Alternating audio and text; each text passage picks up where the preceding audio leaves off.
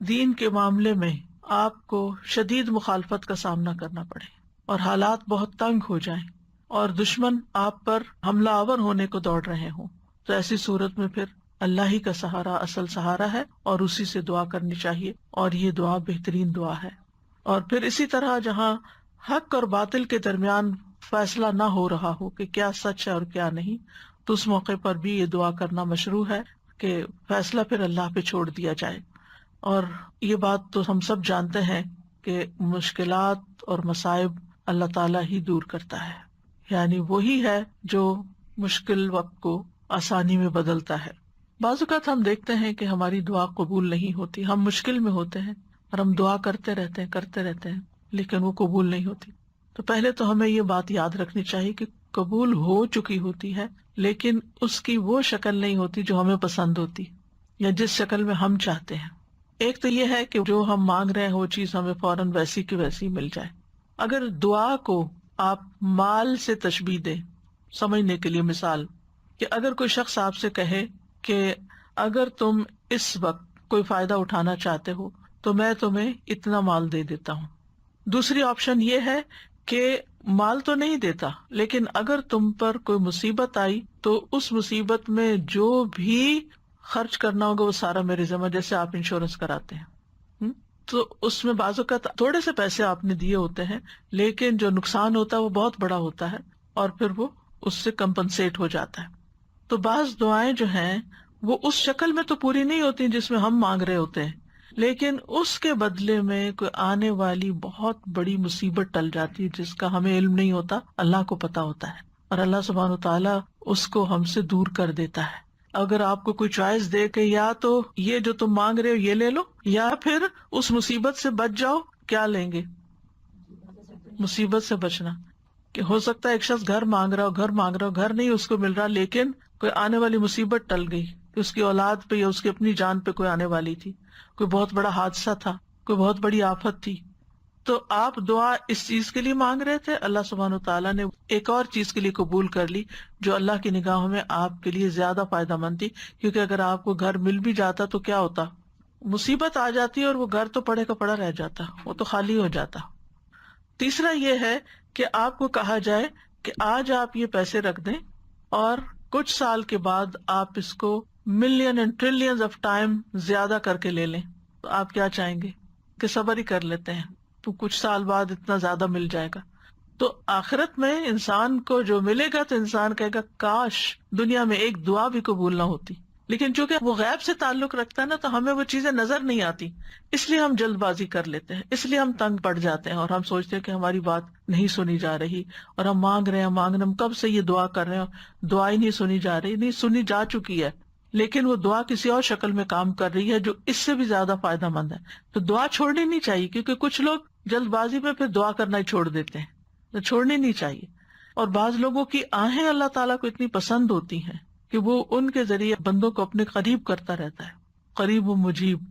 بندہ سسکیاں لیتا ہے، روتا ہے، اپنے رب کے سامنے سر جھکاتا ہے، اور اللہ سبحانہ وتعالیٰ ہر سسکی پہ جواب دے رہا ہوتا ہے کہ میں نے سن لیا، بس تھوڑا سا صبر اور۔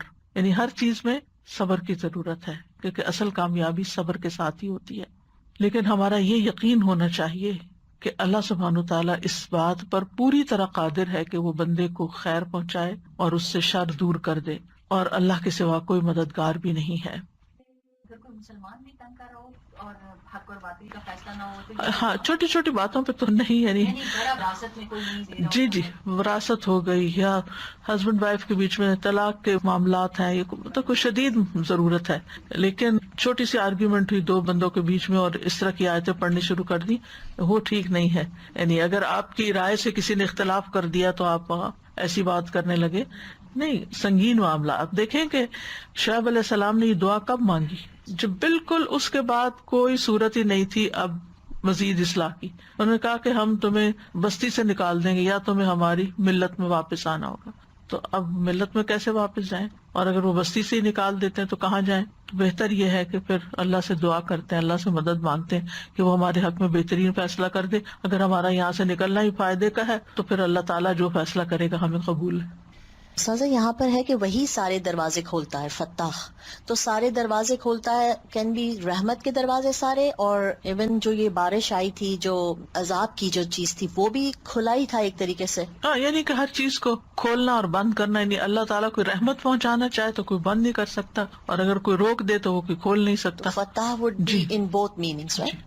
استاد ایک سوشل ایکسپیریمنٹ ہوا تھا جس میں جو ہے وہ بچے اپنے ایک فادر کے ساتھ، ان کو کینڈی دے دی گئی تھی and they were going towards another candy store, ٹھیک ہے، اور آن دا وے ٹو دا اسٹور بچے کو کہا گیا، مطلب باپ نے بچے سے کہا کہ یہ کینڈی تم دے دو، اور جب ہم کینڈی اسٹور پہنچیں گے تو میں تمہیں 2 کینڈیز دوں گا. تو ایک پرومس ہوا.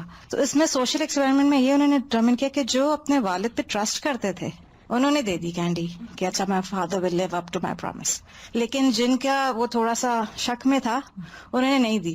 And it is so applicable to اس کہ جو توکل کرتا ہے اللہ پہ تو وہ دنیا کو سیکریفائس کر دے گا کر دیتا ہے، آخرت کے لیے.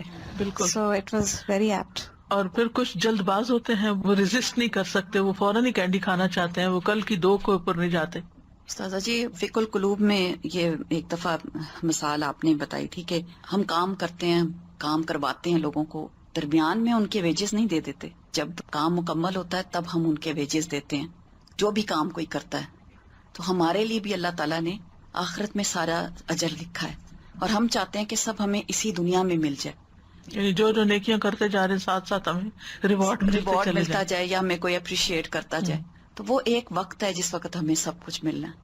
اگلی دعا سورت آل عمران کی دعا ہے، حسبنا اللہ ونعم الوکیل. ہمیں اللہ ہی کافی ہے اور وہ بہترین کارساز ہے. یعنی اگر دشمن کا ڈر ہو، خوف ہو، پریشانی ہو یا کوئی نقصان دے گا تو اس موقع پر ہمیں اللہ ہی کافی ہے اور وہ بہترین کارساز ہے. اس دعا کا کانٹیکس یہ ہے کہ غزوہ احد کے بعد ابو سفیان نے بعض لوگوں کو معاوضہ دے کر مسلمانوں کے اندر یہ افواہ پھیلائی کہ مشرکین مکہ لڑائی کے لیے بھرپور تیاری کر رہے ہیں، تاکہ یہ سن کے مسلمانوں کے حوصلے پست ہو جائیں. لیکن مسلمان اس قسم کی افواہیں سن کر خوف زدہ ہونے کی بجائے اور بہادر ہو گئے اور انہوں نے اللہ پر بھروسہ کیا. ان کے اندر ایمانی قوت پیدا ہوئی. الذین قال لهم الناس ان الناس قد جمعوا لكم فاخشوهم فزادهم ایمانا وقالوا حسبنا اللہ ونعم الوکیل. وہ لوگ کہ لوگوں نے ان سے کہا کہ بے شک لوگوں نے تمہارے خلاف فوج جمع کر لی ہے، سو ان سے ڈرو. تو اس بات نے انہیں ایمان میں اور زیادہ کر دیا اور انہوں نے کہا ہمیں اللہ ہی کافی ہے اور وہ بہت بہترین کارساز ہے.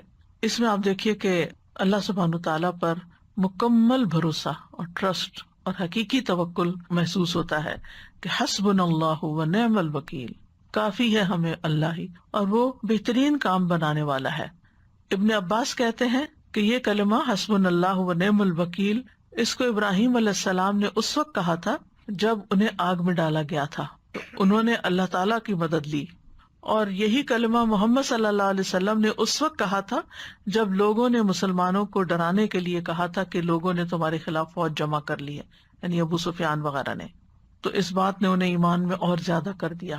حسبنا کا لفظ جو ہے حسبہ سے ہے، اس کا مطلب ہے کفایت کرنا، کافی ہونا، یعنی کافی ہے، انف ہے، اس کے بعد کسی اور کی ضرورت نہیں. یعنی اللہ سبحانہ تعالیٰ اپنی عظمت، قدرت، حکمت اور جلال کی بنا پر ہمارے لیے کافی ہے. اللہ تعالیٰ اپنی تدبیر اور قوت کے ساتھ مومن سے ہر خطرے کو ٹال دیتا ہے. جس چیز سے بھی مومن کو ڈر لگتا ہے، ہر دشمن کو دور کر دیتا ہے جو مومن کو نقصان پہنچانا چاہتا ہے. تو حفاظت کا بہترین کلمہ ہے یہ، جس میں اللہ تعالیٰ کی مدح بھی ہے. آج صبح میں غور کر رہی تھی دعاؤں پر کہ ہر دعا کے اندر یا اللہ تعالیٰ کی تعریف ہے، اللہ تعالیٰ کے نام ہیں جن کا واسطہ دیا گیا ہے، اور یا کہیں اپنی غلطی کا اعتراف ہے، اور اسی طرح یعنی اللہ سبحانہ تعالیٰ کے اسماء کا ذکر ہے، کہیں اللہ کی توحید کا ذکر ہے، کہیں اللہ تعالیٰ کی ربوبیت کا ذکر ہے، کہیں اللہ تعالیٰ کی کچھ اور صفات کا ذکر ہے.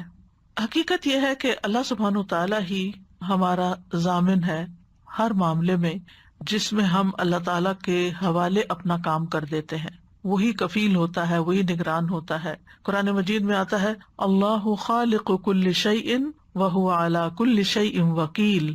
اللہ ہر چیز کو پیدا کرنے والا ہے اور وہ ہر چیز پر نگہبان ہے، ہر چیز کی حفاظت بھی وہی کر رہا ہے. زمین پہ جتنے بھی جاندار ہیں سب کی پیشانی کے بال اس کے قبضے میں ہے، یعنی سب اس کے کنٹرول میں ہے. اللہ تعالیٰ کی کفایت دو طرح کی ہے، ایک کفایت عام ہے اور ایک کفایت خاص ہے. کفایت عام میں اللہ سبحانہ تعالیٰ ان تمام چیزوں میں بندوں کو کفایت کرتا ہے جو انہیں دین و دنیا کے معاملے میں پریشان کریں، یعنی کسی بھی قسم کے فائدوں کا حصول اور نقصان کا دور ہونا. خاص کفایت کیا ہے؟ اللہ کے متقی بندوں کی کفایت اور توکل کرنے والوں کو کافی ہونا، جس کے ساتھ اللہ تعالیٰ ان کی دین اور دنیا کو درست کر دیتا ہے. جیسے آتا ہے نا، یا ایھا النبی حسبک اللہ ومن اتبعک من المؤمنین، اے نبی آپ کے لیے بھی اللہ کافی ہے اور ایمان لانے والوں کے لیے بھی. تو اس سے کیا پتہ چلتا ہے کہ اللہ سبحانہ تعالیٰ ایمان والوں کے لیے جو اس پر توکل کرتے ہیں ان کے لیے خاص قسم کی کفایت کرتا ہے. جیسے کل بھی میں نے کچھ مثالیں دی تھی نا کہ جس میں بندوں کے پاس کچھ بھی نہیں تھا اور صرف اللہ پہ بھروسہ تھا، وسائل کچھ بھی نہیں تھے. اچھا، اس کا یہ مطلب نہیں ہے کہ انسان وسائل اختیار نہ کرے، وسائل ضرور اختیار کرے، لیکن بعض اوقات وسائل ہوتے ہی نہیں، پھر کیا کرے؟ کمزور محسوس نہ کرے اور یہ نہ سوچے کہ اب تو میں مارا گیا، اب میں نہیں بچتا. نہیں، پھر بھی معاملہ اللہ کے سپرد کرے اور اللہ تعالیٰ کو اپنا ضامن بنائے. اور اگر اللہ کسی کے ساتھ ہو پھر کسی اور کی ضرورت بھی نہیں رہتی. حسبنا اللہ. اب سوچیے، ذرا غور کیجیے اس پر. حسبنا اللہ، اللہ کافی ہے. کافی کا مطلب اور کسی کی ضرورت نہیں، کافی ہے. اس کی مدد ہمارے لیے بہت ہے، اس پہ ہم ٹرسٹ کرتے ہیں. پھر اگلی دعا ہے سورۃ القصص کی. رب نجنی من القوم الظالمین. اے میرے رب مجھے ظالم قوم سے نجات دے. یہ بابرکت دعا موسیٰ علیہ السلام کی دعاؤں میں سے ہے. ان کی بہت سی دعائیں ہیں، ان میں سے ایک دعا یہ ہے. موسیٰ علیہ السلام جب فرعون کے ظلم و ستم سے تنگ آ گئے تو انہوں نے یہ دعا کی کہ یا رب مجھے فرعون اور اس کی قوم سے نجات دے. اسی طرح کی دعا مانگی تھی کس نے؟ آسیہ علیہ السلام نے. کیا؟ رب ابن لی عندک بیتا فی الجنہ ونجنی من فرعون وعملہ. کیونکہ تھا تو اس کا شوہر لیکن دشمن بن چکا تھا. تو اگر کوئی بھی ظلم کرتا ہو اور شدید ظلم کرتا ہو اور انسان کے پاس اس سے نکلنے کا کوئی چارہ نہ ہو تو انسان کو یہ دعا پڑھنی چاہیے کہ اللہ مجھے ظالم لوگوں سے نجات دے. بعض اوقات بعض خواتین بہت کمزور ہوتی ہیں اور ان پر تشدد بھی کیا جا رہا ہوتا ہے اور ان پہ لعن طعن بھی اور ان کو دن رات کی دھمکیاں بھی اور ذلت آمیز سلوک بھی. اور ضروری نہیں کہ وہ دین کے معاملے میں، دنیا کے معاملے میں بھی بعض لوگوں کے اوپر بلا وجہ کا ظلم کیا جاتا ہے. تو اللہ سبحانہ تعالیٰ ہی ہے جو ظالموں کے چنگل سے انسان کو چھڑا سکتا ہے. تو اس وقت یہ دعا پڑھنی چاہیے. اور یہاں بھی رب کے وسیلے سے دعا کی جا رہی ہے. رب نجنی من القوم الظالمین، کہ تو ہی میرا رب ہے، تو ہی میرا خالق ہے، تو ہی میرا مالک ہے، تو ہی میرا رازق ہے، تو ہی مجھے چلانے والا ہے، تو ہی میری کفایت کرنے والا ہے، تو ہی میری مدد کرنے والا ہے. میں اس ظلم کا شکار ہوں، میری کوئی مدد کرنے والا نہیں. حتیٰ کہ بعض اوقات آپ دیکھیں ماں باپ بھی ہاتھ اٹھا لیتے ہیں کہ ہم کچھ نہیں کر سکتے، بس اب تم صبر ہی کرو. ایک انسان کہاں تک صبر کر سکتا ہے؟ تو یہاں ظالموں سے مراد فرعون اور اس کی قوم تھی. ظالموں سے مراد کفار بھی ہو سکتے ہیں اور ظالموں سے مراد سو کالڈ مسلم بھی ہو سکتے ہیں جو خود مسلمانوں پر ہی ظلم کر رہے ہوں. تو انبیاء اور نیک لوگ ہمیشہ سختیوں میں، تکلیفوں میں، مصیبتوں میں اللہ سبحانہ تعالیٰ کی طرف رجوع کرتے ہیں اور اسی سے مدد طلب کرتے ہیں اور اللہ سبحانہ تعالیٰ کی طرف پناہ لینے کے لیے دوڑتے ہیں.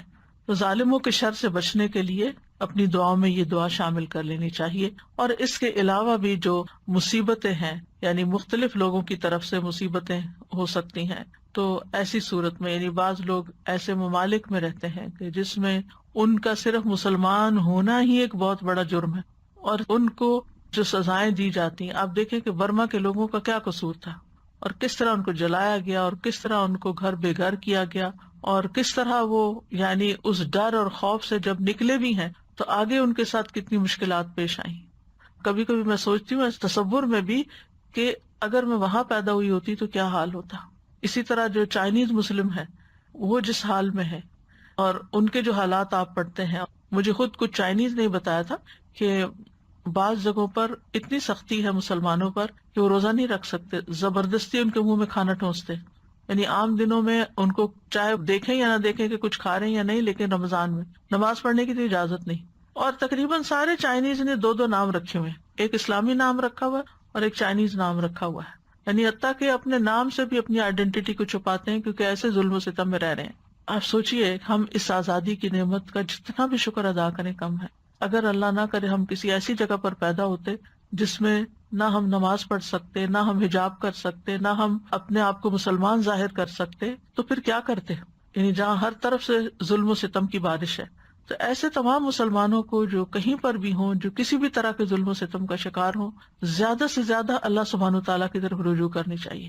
مشکل یہ ہے کہ عموماً جب دنیا میں ہمیں کوئی تکلیف ہوتی ہے تو ہم اللہ سبحانہ تعالیٰ کی طرف سب سے آخر میں جاتے ہیں. پہلے ہم لوگوں کی طرف دیکھتے ہیں، امی ابا کی طرف دیکھتے ہیں، بہن بھائیوں کی طرف دیکھتے ہیں، اگر مالی کمی کا شکار ہیں تو مالدار لوگوں کی طرف دیکھتے ہیں، تو دنیا کے سہارے ڈھونڈتے ہیں.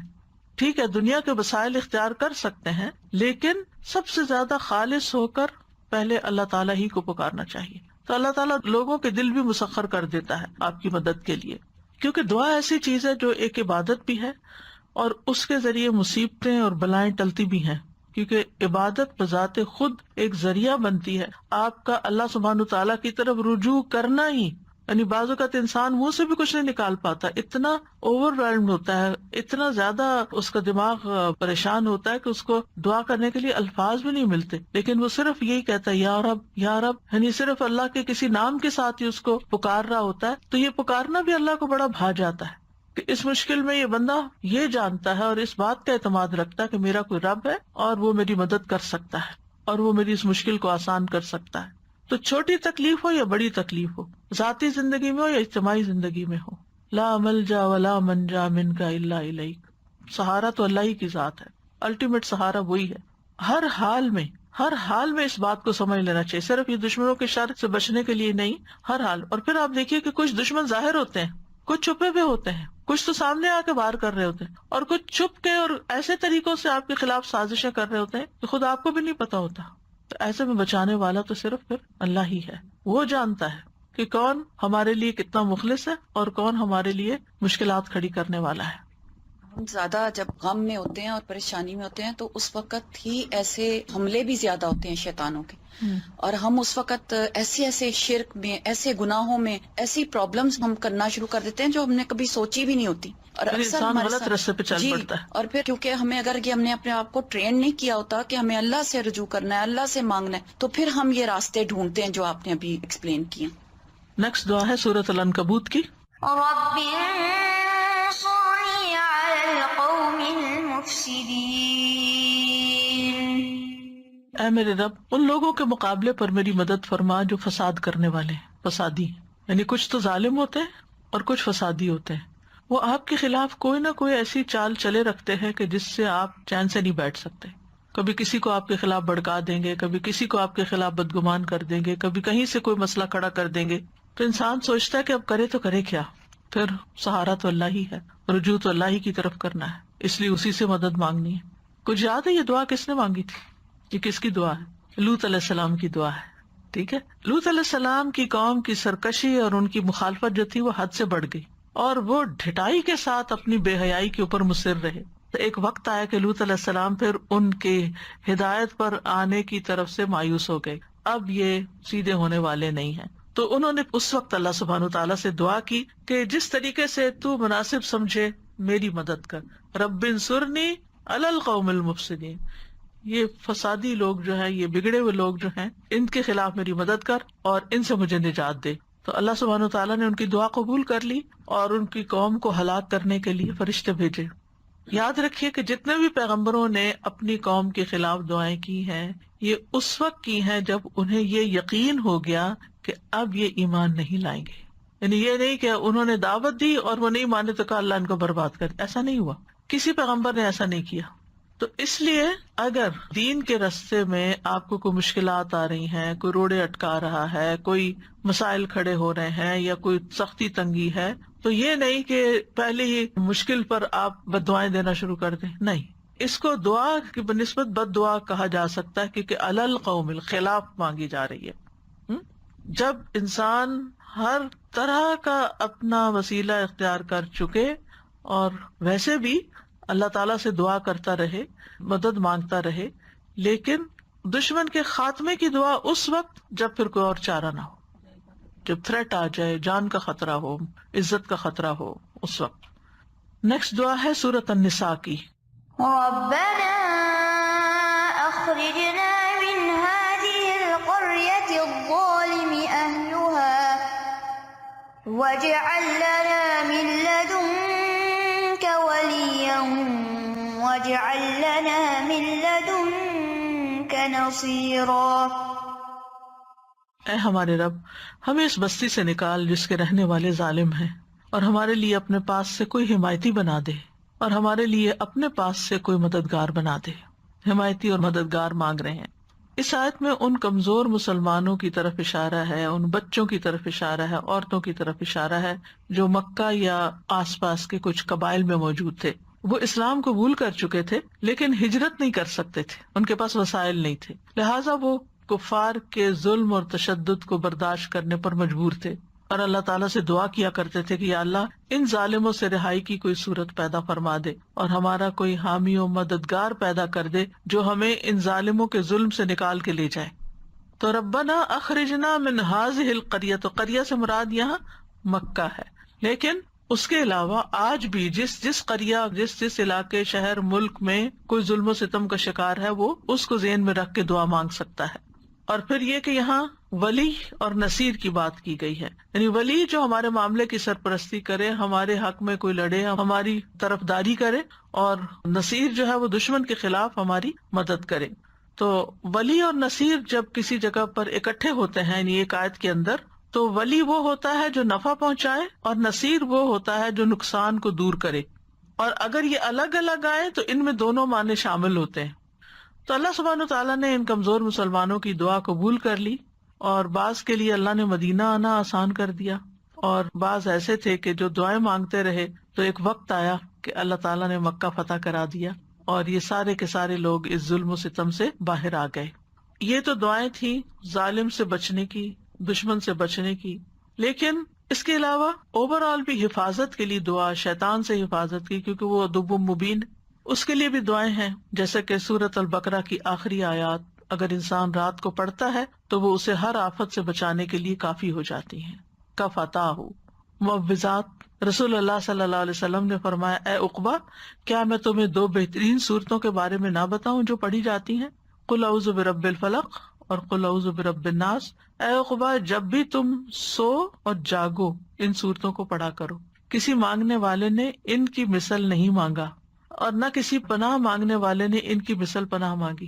حتیٰ کہ اگر آپ کو وسوسے آتے ہیں یا آپ کو کسی بھی قسم کے شر سے ڈر لگتا ہے، ایسی چھپی بیماریوں سے ڈر لگتا ہے کہ جن کا انسان کو خود بھی نہیں پتا ہوتا، کچھ لوگ ہوتے ہیں نا کہ ایک انجانے خوف کا شکار رہتے ہیں، پتہ نہیں کیا ہو جائے، تو ان دونوں صورتوں کو اگر انسان شعوری طور پر ہر نماز کے بعد پڑھنا شروع کر دے، یہ ایسے خوف کا یقینی علاج ہے.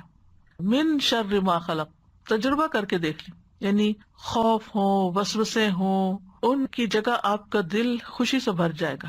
اور جتنا جتنا اللہ تعالیٰ پر اعتماد بڑھتا جاتا ہے کہ اللہ تعالیٰ ہے اور وہ مدد کرے گا اور وہ اس سارے تکلیف کو دور کر دے گا اور ہر چیز اس کے کنٹرول میں ہے، تو اتنا اتنا ایمان بڑھتا جاتا ہے. اصل میں علاج کیا ہے؟ امیونٹی بڑھائیں. خوف خطرے تو ہر جگہ ہیں ہی، فساد ہی فساد ہے دنیا میں. کس چیز کی طرف آپ نگاہ اٹھائیں گے کہ وہاں آپ کو کوئی نہ کوئی مسئلہ نظر نہیں آئے گا؟ مسائل تو ہیں دنیا میں، ہے ہی امتحان کی جگہ، لیکن پھر یہاں رہتے ہوئے کیسے اپنے اندر اطمینان پیدا؟ اطمینان کہاں ہے؟ اطمینان پھر صرف اللہ پر ایمان لانے میں ہے. اور جتنا جتنا ایمان بڑھے گا اتنے اتنے آپ طاقتور ہوتے چلے جائیں گے، اور جتنے جتنے آپ طاقتور ہوتے چلے جائیں گے آپ ہر ایک چیز کا مقابلہ کرنے کے لیے تیار ہو جائیں گے. پھر چیزیں آپ پر حاوی نہیں ہوں گی، آپ ان سب مسائل پر حاوی ہو جائیں گے. اور پھر اپنی زندگی کے اچھے دنوں کو سوچا کریں، کیونکہ ہم میں سے ہر انسان کی زندگی میں اتار چڑھاؤ آتے رہتے ہیں. کبھی ہم ایمان کے اعتبار سے بڑے اوپر ہوتے ہیں، پھر نیچے ہو جاتے ہیں، پھر اوپر ہوتے ہیں، کیونکہ ہمارا دل ایک حالت میں تو رہتا ہی نہیں ہے نا، اس نے تو اوپر نیچے ہوتے رہنا ہے. تو پھر سوچا کریں ان وجوہات کو، ان چیزوں کو دیکھا کریں کہ وہ کیا چیزیں تھیں کہ جس کی وجہ سے میرا ایمان زیادہ تھا. مثلا رمضان میں زیادہ تھا، اس کا مطلب آپ روزے رکھتے تھے تو آپ کو فائدہ، تو روزے رکھنا شروع کر دیں، یعنی اپنے اس چیز سے نکلنے کے لیے، ایمان بڑھانے کے لیے. آپ قرآن کی تلاوت زیادہ کرتے تھے تو اپنی قرآن کی تلاوت کی ڈوز بڑھا دیں. آپ مخصوص ذکر کیا کرتے تھے، یا آپ لوگوں کو تعلیم دیتے تھے، یا آپ صدقہ خیرات زیادہ کرے. یعنی یہ سارے علاج ہیں قلبی بیماریوں کے اور ان سارے مخاوف کے. مخاوف خوف کی جمع ہے، عربی کا لفظ ہے، یعنی یہ حل ہے، یہ علاج ہے.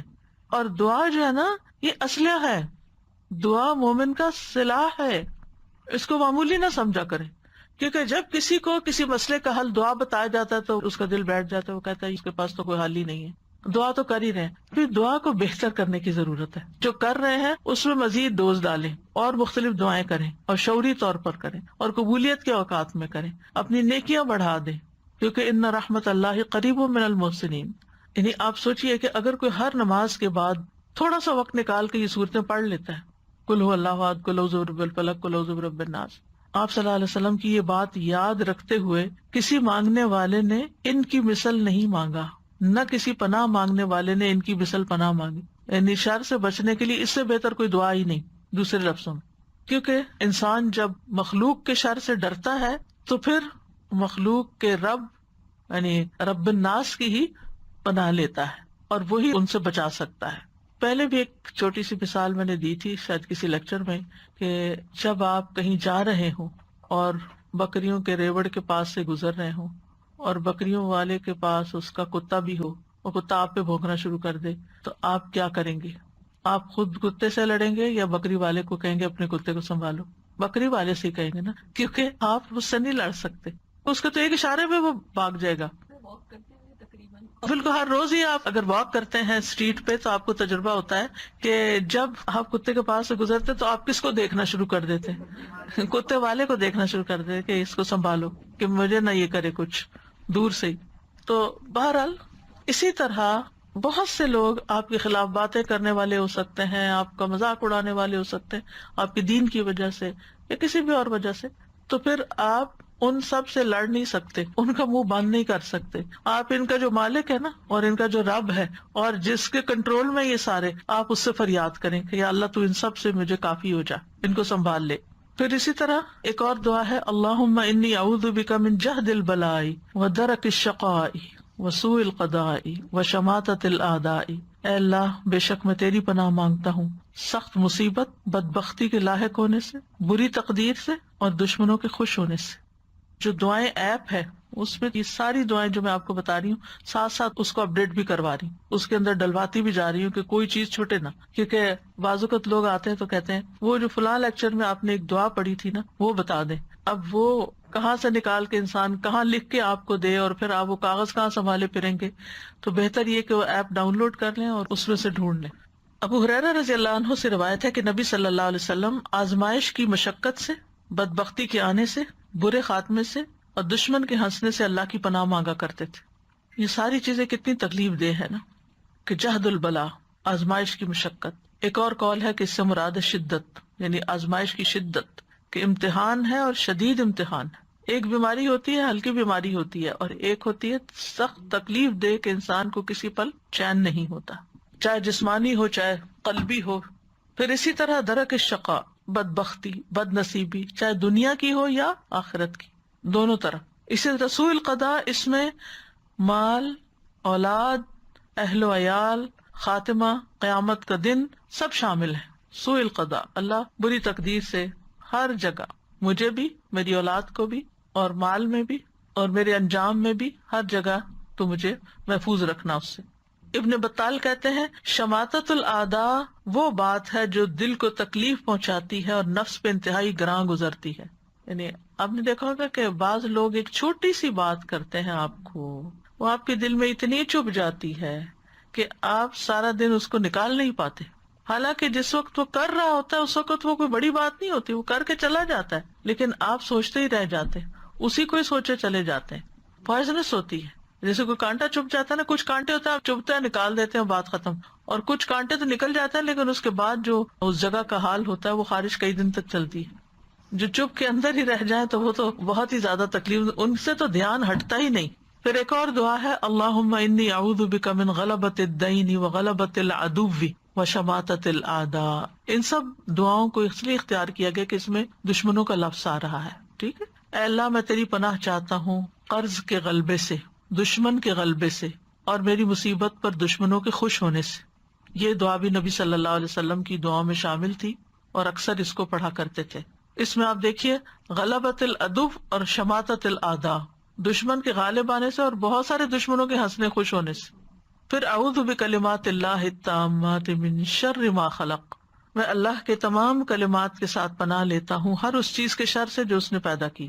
خولہ بنت حکیم کہتی ہیں میں نے رسول اللہ صلی اللہ علیہ وسلم کو فرماتے ہوئے سنا، جو کسی جگہ پڑاؤ کرے یعنی کسی جگہ ٹھہرے اور یہ دعا پڑھے تو اسے کوئی چیز نقصان نہیں دے گی حتیٰ کہ وہ وہاں سے کوچ کر جائے۔ آج کل سمر ہے، آپ لوگ پارک وغیرہ جاتے ہوں گے، ونٹر کے مقابلے میں انسان کی موومنٹ زیادہ ہوتی ہے، کبھی آؤٹ آف سٹی جا رہا ہے، کبھی کسی کے گھر جا رہا ہے، کبھی باہر سیر کے لیے جا رہا ہے، یا اس کے علاوہ بھی جیسے آپ اپنے کسی کام سے ہاسپٹل جاتے ہیں، ہاسپٹل میں بعض لوگ علاج کیا کرواتے ہیں، کچھ اور جراثیم کیچ کر کے آ جاتے ہیں اور وہ پہلی بیماری سے بھی بڑے ہو جاتے ہیں۔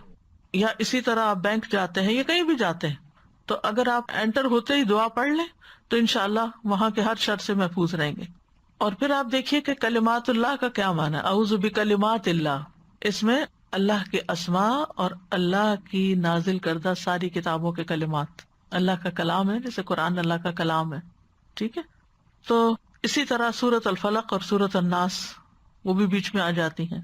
تو انسان اللہ سبحانہ وتعالیٰ کے سارے کلمات کے ذریعے یعنی کہ اس کا وسیلہ پکڑتا ہے نا، ان کا اللہ ہی کی پناہ لیتا ہے ہر مخلوق کے شر سے بچنے کے لیے۔ اور مخلوق میں آپ دیکھیے کہ چاہے انسان ہو، چاہے حیوان ہو، چاہے جنات ہو، سب شامل ہیں۔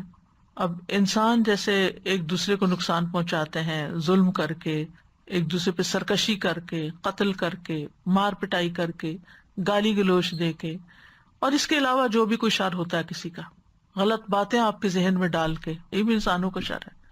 اور اس وقت آپ دیکھیں کہ معاشرے کے اندر وقت کے ساتھ ساتھ حتیٰ کہ ہمارا جو سیل فون ہے اس کے اندر بھی بہت سارا شر ہے۔ آپ اپنے بچے کو کام کرنے کے لیے لیپ ٹاپ لے کے دیتے ہیں، اس کے اندر بھی بہت سا شر ہے۔ کس چیز کو ہاتھ لگائیں کہ وہاں آپ کو شر نہ ملے۔ حتیٰ کہ آپ فروٹ خریدتے ہیں تو اس کے اوپر ایسے اسپرے کیے ہوئے ہوتے ہیں کہ وہ پتہ نہیں کس کس طریقے سے نقصان دیتے ہیں۔ پانی جو پیتے ہیں آپ، اس کے اندر پتہ نہیں کیا کچھ شامل ہو چکا ہے۔ یعنی کون سی چیز ہے ایسی کہ جس سے آپ سمجھے کہ ہم محفوظ ہیں۔ وقت کے ساتھ ساتھ جہاں زندگی بہت آرٹیفیشل ہو گئی ہے، وہاں ہر چیز کے اندر بعض اوقات بڑی خوبصورت پیکنگ ہوتی ہے، خوبصورت اس کے اوپر ریپرز لگے ہوئے ہوتے ہیں، لیکن وہی چیز پی کے آپ بیمار ہو جاتے ہیں اور وہی چیز کھا کے آپ مصیبت کا شکار ہو جاتے ہیں۔ وہی کھانا سب کھا رہے ہوتے ہیں لیکن ان کو اتنی تکلیف نہیں ہوتی جتنی آپ کو ہو جاتی ہے۔ تو آپ کو نہیں پتا چلتا کہ اس کے اندر کون سی ایسی چیز ہے جو مجھے سوٹ نہیں کرتی، میں اس سے الرجک ہوں یا میرے لیے وہ شر ہے۔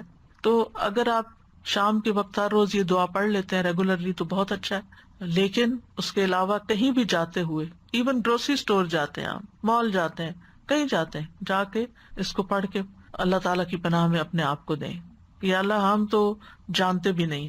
اسی طرح موت کا وقت، پھر موت کے بعد قبر کے اندر بھی کیسا کیسا شر ہے، عذاب قبر ہے، اور اس کے علاوہ کیڑے مکوڑے۔ کل میں وہ دیکھ رہی تھی زمین کے کیڑوں کے بارے میں کہ کس کس قسم کے ہیں۔ آپ یقین کریں کہ اگر آپ دیکھ لینا ان کو تو دہشت کے مارے نیند نہ آئے۔ تو جب انسان قبر میں چلا جاتا ہے تو پتہ نہیں کس کس قسم کی مخلوق انسان کو آ چمٹتی، اور وہاں سے تو بھاگ نہیں سکتے، وہاں تو جانا ہی جانا ہے۔ تو ان چیزوں کو بھی ذہن میں رکھا کریں جب ایسی دعائیں مانگیں۔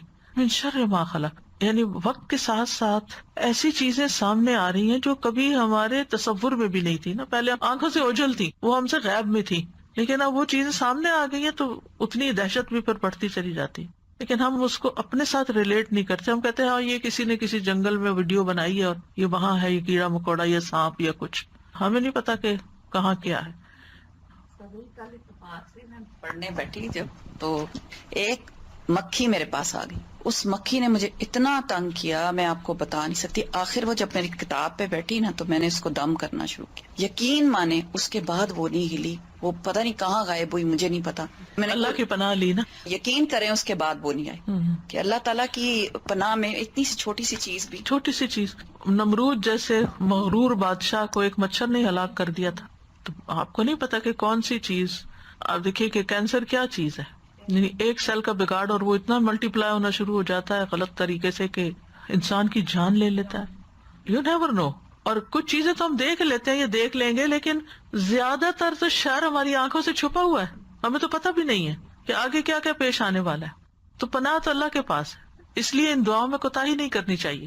جیسے یہ دعائیں ایپ ہے نا، تو اس میں بہت زیادہ دعائیں شامل ہو گئی ہیں. تو پھر انسان گھبراتا ہے کہ اتنی تو میں نہیں روز پڑھ سکتا. تو روز پڑھنے کی چیز نہیں ہے, آپ شروع کر لیں اور جتنی آسانی سے ایک نماز کے بعد پڑھ سکیں, فجر کے بعد پڑھ لیں, ظہر اثر جو آپ کا ذرا سا فری ٹائم ہو, اور پھر وہیں سے چھوڑ دیں, پھر اگلے دن پھر وہیں سے شروع کر لیں, کرتے کرتے کرتے ہر چیز. بس کوشش یہ کریں کہ ذرا سمجھ کے اور شعور کے ساتھ ان کو ادا کریں.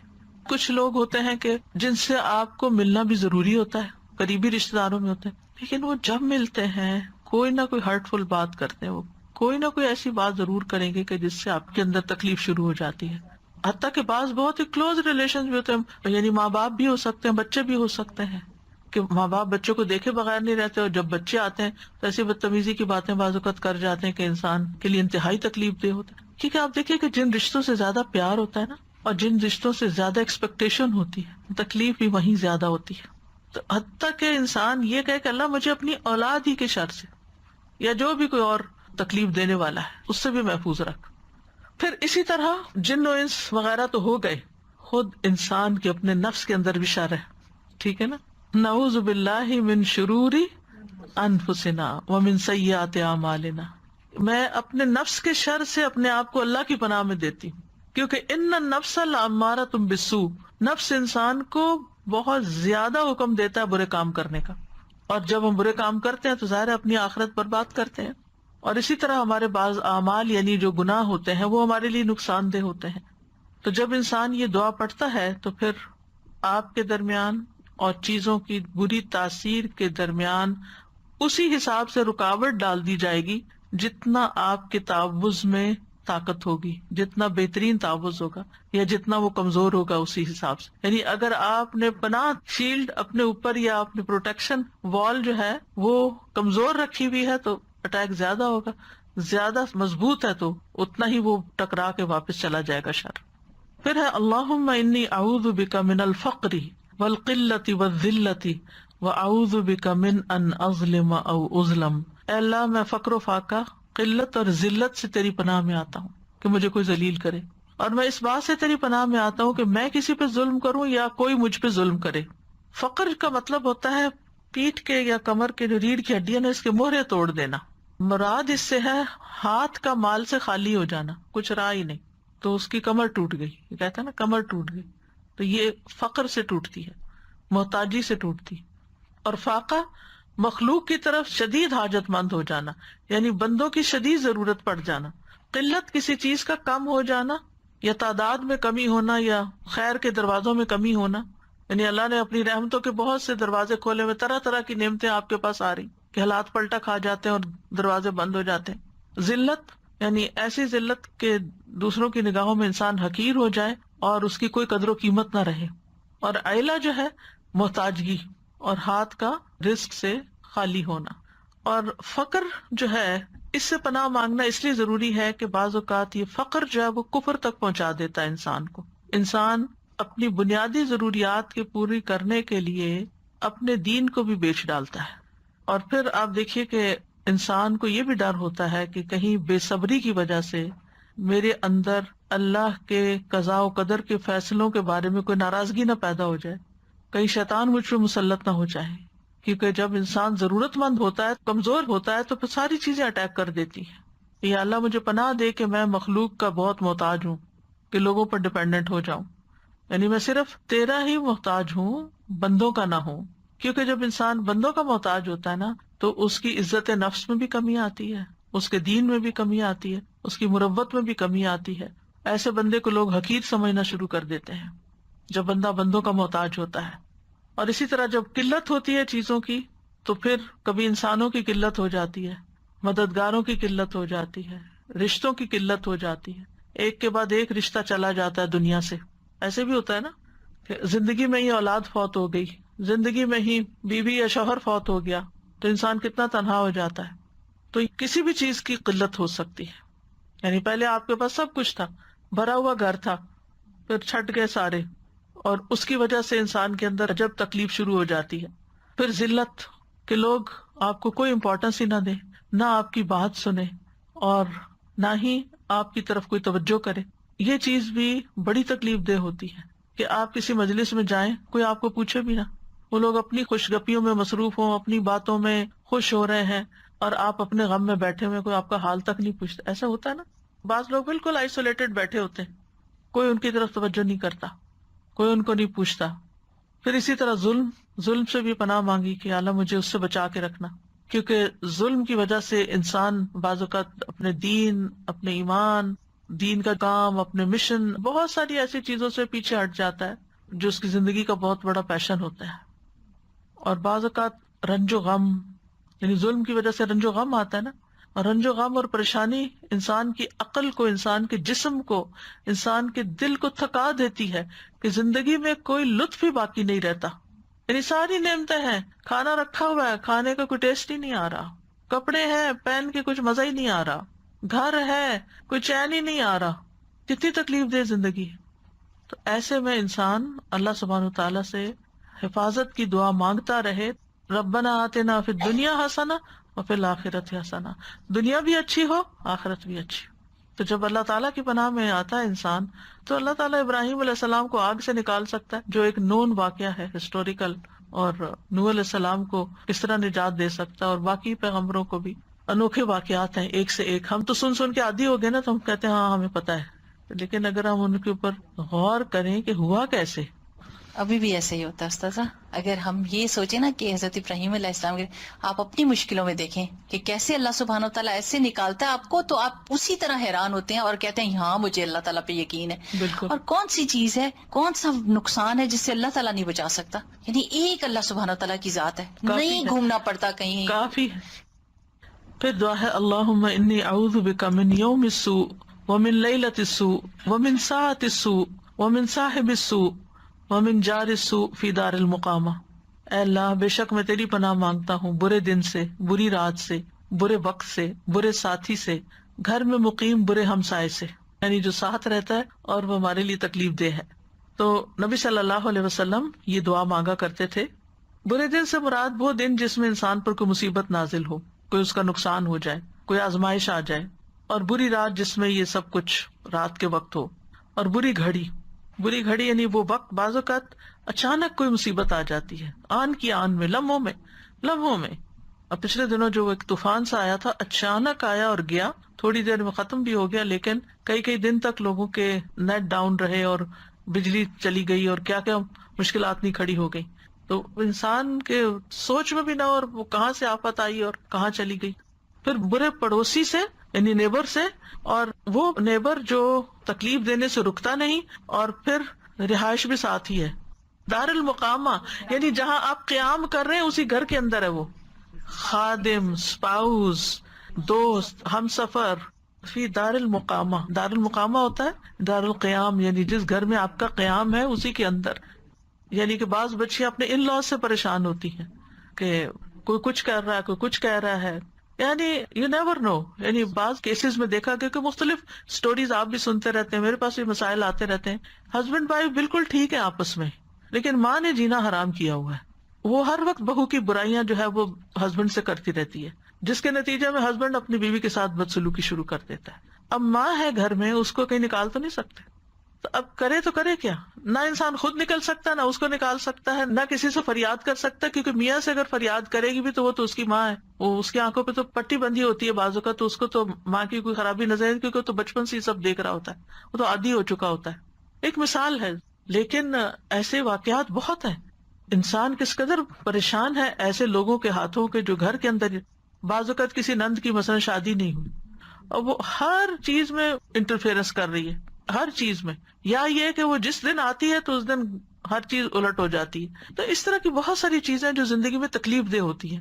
یعنی بعض لوگوں کا آنا، ان کا وجود، ان کا رہنا ہمارے مصیبت بن جاتا ہے. تو یا رب جس گھر میں ہم رہتے ہیں یا جس جگہ ہم رہتے ہیں، اور آپ دیکھیں کہ ورک پلیس بھی ہو سکتی ہے نا، وہ بھی آپ کا ایک سیکنڈ ہوم ہوتا ہے، کیونکہ آپ دن کا بس اسکول.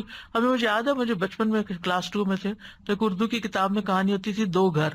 میرے 2 گھر تھے. ہم کہتے گھر تو ایک ہی ہوتا ہے، 2 گھر کیسے ہیں؟ تو وہ پھر ایک گھر اسکول کو بتایا ہوا تھا کہ اسکول بھی میرا گھر ہے اور اس کی بھی مجھے صفائی کرنی ہے اور اس کی بھی مجھے ہر چیز کی ٹیک کیئر کرنی ہے. تو پھر وہ آہستہ آہستہ دماغ میں رجسٹر ہو گیا کہ اس کو بھی گھر سمجھنا ہے.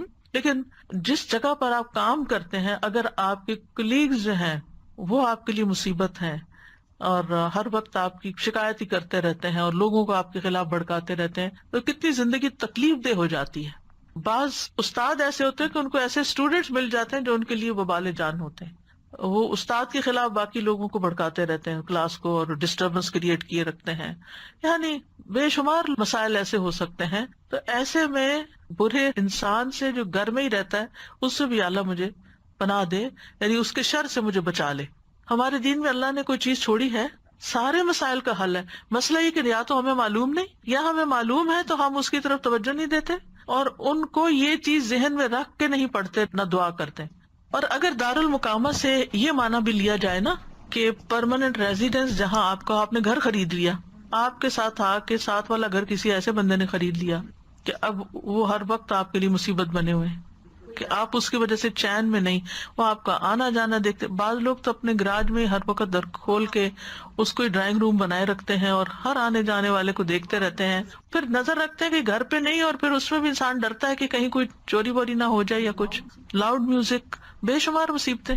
تو اس لیے برے پڑوسیوں سے چاہے اندر ہوں چاہے ساتھ رہتے ہوں ان سے بھی پناہ مانگی گئی ہے۔ پھر ہے اللہم انت عضدی و نصیری بک احول و بک اصول و بک اقاتل، اے اللہ تو ہی میرا دست بازو ہے، میرا مددگار ہے، تیری مدد سے میں چلتا پھرتا ہوں، تیری مدد سے حملہ کرتا ہوں اور تیرے ہی بھروسے پر میں ان سے لڑتا ہوں۔ یہ خاص طور پر جنگ کے موقع پر نبی صلی اللہ علیہ وسلم پڑھتے تھے۔ حضرت انس کہتے ہیں کہ رسول اللہ صلی اللہ علیہ وسلم جب غزوے کے لیے تشریف لے جاتے تو یوں دعا پڑھتے، عضدی کا مطلب ہے میرا مددگار، میرا معاون، اور بکا کا مطلب ہے صرف تیری ذات کے ساتھ، احولو یعنی میں حول یعنی طاقت پکڑتا ہوں یا ایک حال سے دوسرے حال کی طرف منتقل ہوتا ہوں، اور اصولو تیری دی ہوئی قوت سے میں لڑتا ہوں، دشمن پہ حملہ کرتا ہوں۔ ایک اور دعا ہے اللہم بک احاول و بک اصاول و بک اقاتل، اے اللہ میں تیری ہی دی ہوئی قوت کے ساتھ ہیلا کرتا ہوں، تیری ہی دی ہوئی طاقت کے ساتھ حملہ کرتا ہوں اور تیری مدد سے میں لڑائی کرتا ہوں۔ صہیب رضی اللہ عنہ کہتے ہیں کہ غزوہ حنین کے موقع پر نماز فجر کے بعد رسول اللہ صلی اللہ علیہ وسلم کے ہونٹ ہلتے رہتے تھے، اس سے پہلے کبھی آپ نے ایسا نہیں کیا تھا، یعنی فجر کے بعد مسلسل کچھ پڑھ رہے تھے۔ ہم نے کہا اللہ کے رسول، ہم نے آپ کو وہ کرتے دیکھا ہے جو پہلے نہیں دیکھا، آپ ہونٹوں کو کیوں ہلا رہے ہیں؟ آپ نے فرمایا پہلی امتوں میں ایک پیغمبر تھے، انہیں اپنی امت کی تعداد پر اطمینان اور خوشی ہوئی تو انہوں نے کہہ دیا یہ لوگ کبھی شکست نہیں کھا سکتے، تو اللہ نے ان کی طرف وحی بھیجی کہ اپنی امت کے لیے 3 میں سے کسی ایک بات کو اختیار کر لیں، یا تو ہم ان پر کسی دشمن کو مسلط کر دیں جو ان کا خون بہائے، یا بھوک کو مسلط کر دیں، یا موت بھیج دی جائے، کیونکہ اللہ تعالیٰ کو ان کی یہ بات پسند نہیں آئی۔ کوئی بھی فخر کا جملہ ہو یا کچھ، تو آپ کو معلوم ہے نا کہ اس غزوہ حنین کے موقع پر بھی کیا ہوا تھا کہ مسلمانوں کے دل میں یہ بات آ گئی تھی کہ آج ہمارا لشکر تعداد میں بہت زیادہ ہے، اس لیے کوئی ہمیں شکست نہیں دے سکتا۔ یاد رکھیے ہمارے پاس ہر طرح کے بھی وسائل ہونا تو یہ نہ سوچیں اب مجھے کسی کی ضرورت نہیں ہے، اب میں سیلف سفیشینٹ ہوں، انڈیپینڈنٹ ہوں، نہیں، یو نیور نو کہ آپ پر کہاں سے مصیبت آ جائے۔ اللہ تعالیٰ کو فخر اور غرور پسند نہیں ہے، انسان اپنے آپ کو کسی بھی لحاظ سے بڑی چیز سمجھے۔ جو کچھ بھی ہو وہ سب اللہ کا دیا ہوا ہے، اور آپ کو بھی اللہ کے اذن سے ہی فائدہ پہنچ سکتا ہے، ورنہ نہیں۔ چیزیں ہوتی ہیں فائدہ نہیں دیتی۔ تو انہوں نے اپنی قوم سے مشورہ کیا، وہ کہنے لگے دشمن کے تسلط کی ہم نہیں طاقت رکھتے، بھوک پر ہم صبر نہیں کر سکتے، تو ہم پہ موت مسلط کر دی جائے۔ تو ان پہ موت مسلط کر دی گئی۔ 3 دن کے اندر 70,000 آدمی مارے گئے۔ رسول اللہ صلی اللہ علیہ وسلم نے فرمایا اس لیے میں تمہاری کثرت دیکھ کے یہ دعا کر رہا ہوں، اللہم بکا احاول و بکا اصاول و بکا اقاتل، یہ لوگ نہیں، تیری وجہ سے، تیرے ساتھ، تیری مدد سے، تیری قوت سے میں ہیلا کرتا ہوں، حملہ کرتا ہوں اور لڑائی کرتا ہوں۔ پھر ہے اللہم انا نجعلک فی نحورہم ونعوذ بک من شرورہم، اے اللہ ہم تجھے ان کے بالمقابل کرتے ہیں اور ان کے شر سے تیری پناہ طلب کرتے ہیں۔ نبی صلی اللہ علیہ وسلم کو جب کسی قوم سے خوف ہوتا تو آپ یہ دعا پڑھا کرتے تھے، اللہم اے اللہ انا نجعلک، ہم آپ کو رکھتے ہیں فی نحورہم، ان کے نحر اس جگہ کو کہتے ہیں حلق کو، سینے کو، سینہ کہہ لیں، اور ہم تیری مدد کے ساتھ ان کے شر سے پناہ چاہتے ہیں۔ یعنی ذبح کرنے کا جو مقام ہوتا ہے نا، نحر کرنا، وہ جو اونٹ کو کبھی آپ نے نحر ہوتے ہوئے دیکھا ہو تو اس جگہ ہی جو ہلکا گڑھا سا ہوتا ہے نا، اس کے پاس وہ اندر مارتے ہیں۔ تو مطلب یہ ہے کہ اے اللہ تو ہمارے اور دشمن کے درمیان میں حائل ہو جا، یعنی ہم اس کا مقابلہ نہیں کر سکتے، ہم تجھے سامنے رکھتے ہیں، تو اس کو پکڑ اور ہمیں تو بچا لے۔ یعنی آپ ہمارے لیے ڈھال بن جائیں اس کے مقابلے میں، یعنی تو ہی ان کے شر کو ہم سے دور کر دے۔ پھر اسی طرح ایک اور دعا ہے، اللہم متعنی بسمعی وبصری واجعلہم الوارث منی وانصرنی علی من ظلمنی وخذ منہ بثأری۔ اے اللہ تو مجھے میرے کانوں اور آنکھوں سے فائدہ اٹھانے کا موقع دے اور تا زندگی ان کو سلامت رکھ، جب تک میں زندہ ہوں میری آنکھیں کان سلامت رہیں، اور مجھ پر ظلم کرنے والے کے خلاف میری مدد فرما اور اس سے میرا انتقام لے، یعنی جو مجھ پہ ظلم کرتا ہے تو خود اس کو پکڑ لے۔ صحابہ کی کثیر تعداد نے اس دعا کو روایت کیا ہے، اس سے پتہ چلتا ہے کہ یہ بہت کامن دعا تھی جس میں انسان اپنے جسم ہی کے اعضاء کی سلامتی کے لیے اللہ تعالیٰ سے دعا کرتا ہے کہ ان کو ساری بیماریوں سے محفوظ رکھ اور ان چیزوں سے اپنی رضا کا کام لے، یعنی میرے کان اور آنکھیں تیری پسند کے کام کریں، اور پھر اگر کوئی مجھ پہ ظلم کرے تو اس کے خلاف تو میرے لیے کافی ہو جا، تو میری مدد فرما اور تو ہی اس سے میرا بدلہ لے لے، یعنی میں خود اس قابل نہیں ہوں، کیونکہ بہت دفعہ انسان کمزور ہوتا ہے نا تو انتقام نہیں لے سکتا، معاف کر دے تو الگ بات ہے، لیکن یہاں دشمنوں کی بات ہو رہی، جو پیچھے اس کی ایکسپلینیشن ہو چکی ہے کہ دشمن کون ہے۔ ایک اور دعا ہے، اللہم اکفنیہم بما شئت، اے اللہ جس طرح تو چاہے مجھے ان کے مقابلے کے لیے کافی ہو جا، یعنی میں دشمن کا مقابلہ نہیں کر سکتا، مجھے نہیں پتا کہ کیا کرنا چاہیے، آپ جانتے ہیں، جیسے آپ چاہیں آپ ان کے مقابلے میں میری مدد کریں۔ ایک کہانی آپ نے پڑھی ہوگی کہ وہ بچہ جسے بادشاہ نے جادوگر کے پاس جادو سیکھنے کے لیے بھیجا تھا تو اللہ نے اسے اپنی پہچان دے دی، اور بادشاہ کو جب پتا چلا تو اس نے کہا کہ اس کو فلاں پہاڑ کی چوٹی پہ لے جاؤ، اور اگر یہ دین چھوڑ دے جس کو اس نے اختیار کیا تو اسے چھوڑ دینا ورنہ وہاں سے گرا دینا۔ انہوں نے کیا کیا، گرایا، لیکن اسے کچھ بھی نہیں ہوا۔ تو اس بچے نے کیا پڑھا تھا کہ اس پہاڑ سے گرانے کے باوجود اس کو کوئی چوٹ نہیں آئی۔ اللہم اکفنیہم بما شئت، اللہ ہی میرے پیچھے پڑ گئے، میں تو اکیلا ہوں، میں تو ان کا مقابلہ نہیں کر سکتا، آپ جس طرح چاہیں ان کے مقابلے میں مجھے کافی ہو جائے۔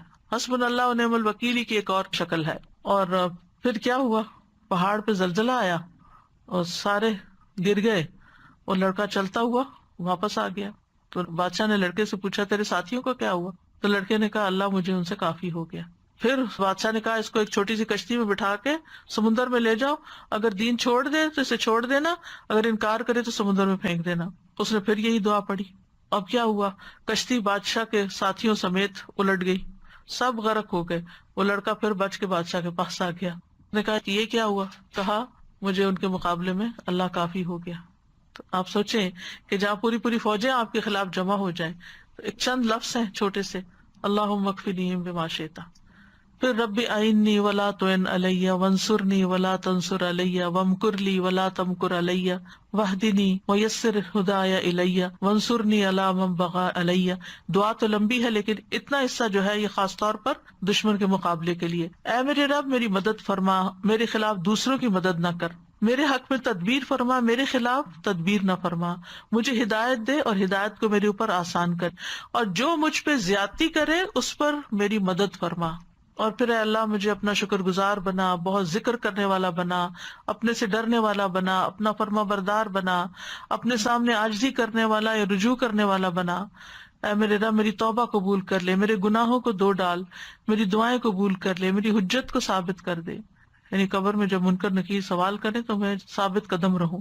میرے دل کو ہدایت دے، میری زبان کو سیدھا کر دے، میرے دل کی میل کو چیل دور کر دے۔ کتنی خوبصورت دعا ہے، اور یہ دعا نبی صلی اللہ علیہ وسلم اکثر پڑھا کرتے تھے، اور اس کے بارے میں آتے ہیں امام ابن تیمیہ بھی یہ دعا بہت پڑھا کرتے تھے، کیونکہ اس پوری دعا میں بہت کچھ شامل ہو گیا ہے۔